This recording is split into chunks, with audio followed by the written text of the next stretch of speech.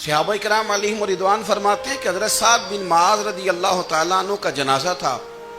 اللہ کے پیارے محبوب صلی اللہ تعالیٰ علیہ وسلم نے جنازے کی امامت فرمائی، اور جنازے کی امامت کے بعد ابھی نہ قبر کے تیار ہونے میں کچھ ٹائم باقی تھا،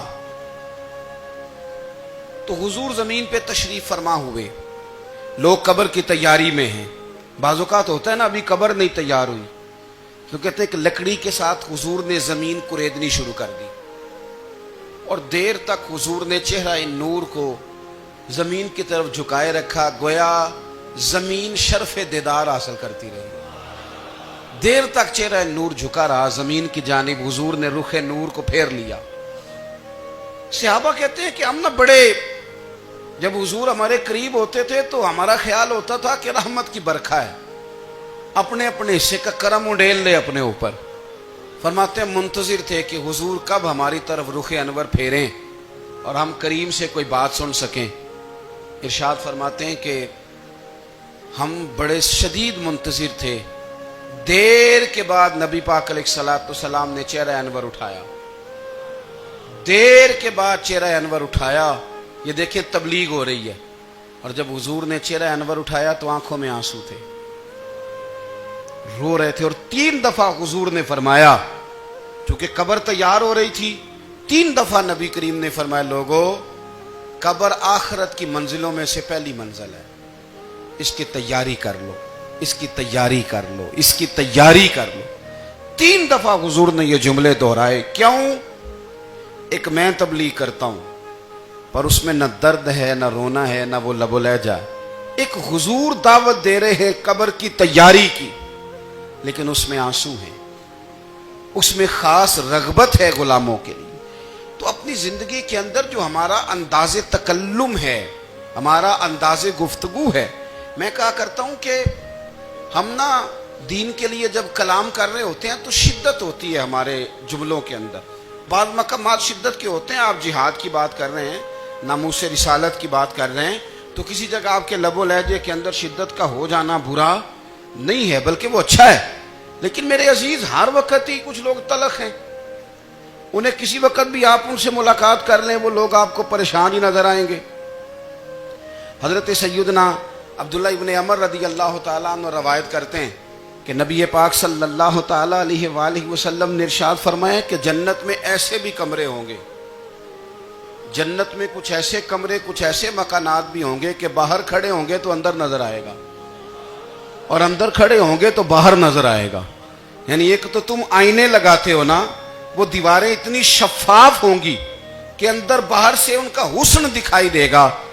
حضرت سیدنا مالک اشعری رضی اللہ تعالیٰ عنہ بیٹھے تھے. کہتے ہیں میں نے فوراً عرض کی حضور وہ ملیں گے کس کو؟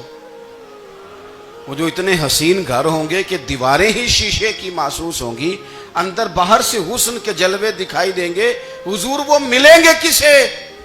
تو اللہ کے پیارے محبوب علیہ السلام نے فرمایا وہ اس کو ملیں گے جو گفتگو اچھی کرے گا، جو گفتگو اچھی کرے گا، لب و لہجہ اخلاق والا ہوگا، گفتگو اچھی کرے گا، لوگوں کو کھانا کھلائے گا، اور جب لوگ سو رہے ہوں گے تو وہ اٹھ کے اپنے رب کی عبادت کرے گا. اس شخص کو وہ مکانات ملیں گے جن کی دیواریں آئینے کی مانند ہوں گی، جن کا حسن تازہ ہوگا، جن کو اللہ تبارک و تعالیٰ نے اپنے فضل سے مزین کیا ہوگا، سنوارا ہوگا. ہم اگر تھوڑی سی توجہ کریں نا تو کئی دفعہ وقت گزر جاتا ہے، لہجہ نہیں بھولتا، لہجہ یاد رہتا ہے. آپ تو 2 منٹ کے لیے غصے میں تھے نا، تو آپ نے کوئی بات کر دی کسی غریب کو، کسی شخص کو، آپ غصے میں تھے، آپ نے کہہ دیا، اس بیچارے نے سن لیا، لیکن وہ باتیں اسے سونے نہیں دیتی، بار بار یاد آتی. کوئی آپ کے ساتھ تلخ کلام کر دے نا، کبھی تلخ گفتگو کر دے، بندہ جب سامنے آتا ہے وہ باتیں یاد آ جاتی ہیں، تکلیف ہوتی ہے. اور وقت گزر جاتا ہے. لڑائیاں ہمیشہ چل نہیں سکتی. لڑائی کتنی دیر کی ہوتی ہے؟ 1 دن کی، 2 دن کی. قتل بھی ہوں تو اگر قاتل کو پھانسی بھی ہو جائے تو پھانسی کے بعد بالآخر لڑائی تو ختم ہو ہی گئی نا. لڑائی ہمیشہ چلتی، تلخی ہمیشہ چل سکتی نہیں. तलखी रूटीन में चलने वाला सिक्का, कोई सिक्के रूटीन में चलते वक्ती होते, ये जो गुस्से का लब बोला जाए तलखी का सिक्का, ये भाई रूटीन में नहीं चलता, इसने एक ना एक दिन खत्म हो जाना है। रूटीन में प्यार ही चलता है। हजरत जाबिर इब्ने अब्दुल्ला कहते हैं हुजूर पहले दिन मदीना मुनव्वरा आए, मैं जियारत के लिए गया तो मैंने मुस्कुराते देखा। 10 साल मैं दीदार करता रहा और विसाल से चंद दिन पहले भी मैंने जियारत की तो मदीने वाले महबूब को मुस्कुराते हुए ही देखा है। ये जो आपका लबो लहजा है ना, अखलाक वाला, हुस्न वाला, मुस्कुराने वाला, ये लबो लहजा ना जरा लंबा चलता है। ये रूटीन है, ये रोज चलेगा। ये सिक्का वो है जो राइजुल वक्त रहता है, ये कभी भी खत्म होने वाला ये खजाना है। तो ये जो आपका तल्ख लबो लहजा है, ये रूटीन नहीं। आरिफ रूमी रहमतुल्लाह अलैह फरमाते हैं कि मिसाल देने के लिए बात समझाते हैं। फरमाते हैं एक शख्स जंगल में लकड़ियां काटने जाया करता था तो शेर से दोस्ती हो गई, यानी डायरेक्ट बादशाह से दोस्ती हो गई। और बादशाह भी वो जो जंगल का बादशाह है, जंगल के बादशाह से दोस्ती हो गई। अब वो लकड़हारा गरीब आदमी था, लकड़ियां तो काटनी होती थी। तो वो जंगल का बादशाह ऐलान कर देता जानवरों को कि मेरा दोस्त आया, एक तो कोई तंग ना करे और दूसरा ये कि सब लोग मिलकर इसके साथ ताउन करें। कभी कोई जानवर लकड़ियां इकट्ठी कराता, कभी कोई अपनी पुश्त पे गधा, बैल, घोड़ा, खच्चर रख के वो लकड़ियां बाहर छोड़ने आता। तो अब उसकी बड़ी धूम मच गई जंगल के अंदर। लकड़हारा मजदूर था, वो बादशाह से दोस्ती करके बादशाह ही बन गया। वो घर आके ना बीवी को अक्सर बताता कि मेरा एक दोस्त है, मैं जाता हूं तो सारी पहले ही मखलूक खड़ी होती है मेरे इस्तकबाल के लिए। दोस्ती जो बड़े से हो गई है। बना है शाह का मसाहिब तो फिर है इतराता, वगरना शहर में गालिब की आबरू क्या है। हमें तो पूछता ही कोई नहीं, ये तो बना है शाह का मसाहिब तो फिर है इतराता, वगरना शहर में गालिब की आबरू क्या है। तो वो लोगों को बताता, बीवी को भी बताता दोस्त है। तो बीवी कहने लगी इतने तो तारीफें करता, ये नहीं बताया कि वो जंगल का शेर है, बस निरा दोस्त बता दिया। बीवी कहने लग गई कि तू इतना जो उसका जिक्र करता है तो किसी दिन बुला ना, बुला किसी दिन ताकि उसकी दावत करें।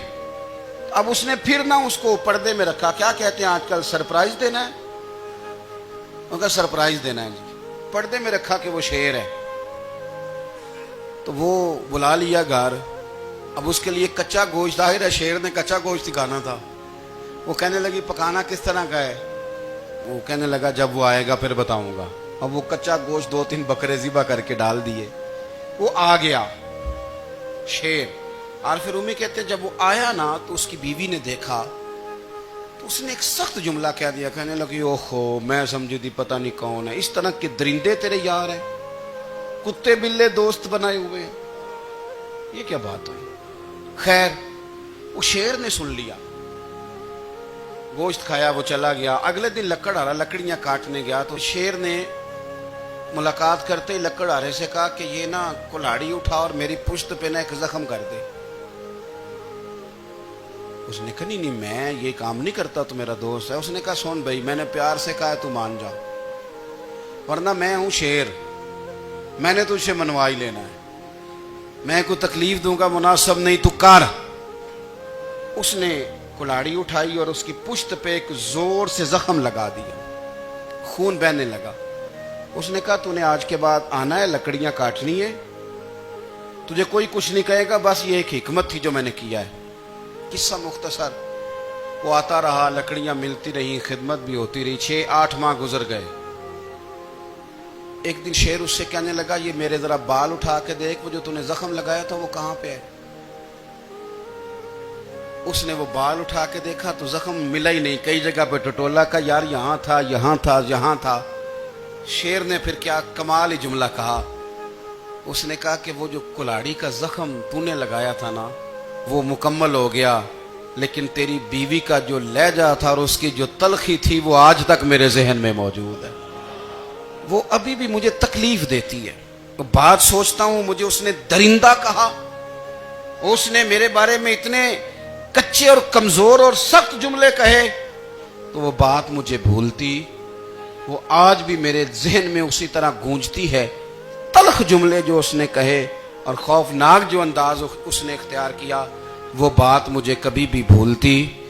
تو آپ کے لفظ لوگوں کو بھول جاتے ہیں پر لہجہ یاد رہتا ہے اگر ہم اپنے لہجے پر تھوڑی توجہ ہی کر لیں. کچھ لوگ کہتے ہیں جی میرا جی روٹین ہی یہ ہے بات کرنے کی. تو یہ یاد رکھنا کسی وقت ایسا بھی ہوتا ہے کہ شیر کو سوا شیر مل جاتا ہے. پھر ایسا نہ ہو کہ آپ کی تلخی کی جواب میں کوئی اس طرح کی تلخی ہو کہ پھر آپ اس کو کبھی بھلا نہ سکیں.